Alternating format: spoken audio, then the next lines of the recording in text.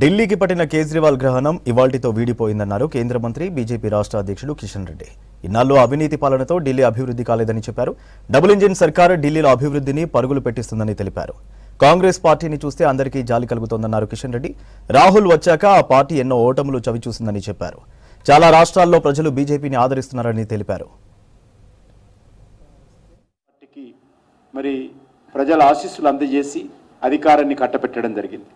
ఇన్నాళ్ళుగా అవినీతితో అభివృద్ధికి నోచుకున్నటువంటి ఢిల్లీలో ఇక నీతివంతమైనటువంటి పరిపాలన, అభివృద్ధి లక్ష్యంగా పరిపాలన ఈరోజు బీజేపీ అందించనున్నది.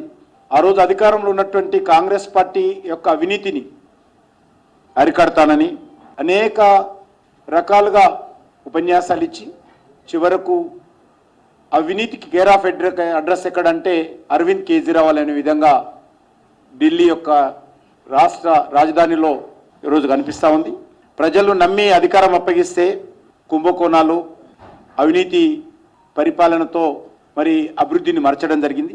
ప్రజల కోసం 5 రూపాయలు ఖర్చు పెడితే 95 రూపాయలతో ఖర్చు పెట్టి తన వ్యక్తిగత పబ్లిసిటీ చేసుకున్నారు కేజ్రీవాల్. ప్రజలు ఒకసారి డిసైడ్ అయితే అది అరవింద్ కేజ్రీవాల్ కానీ, అది రాహుల్ గాంధీ కానీ, కేసీఆర్ కానీ ఎవరూ ఆపలేరు.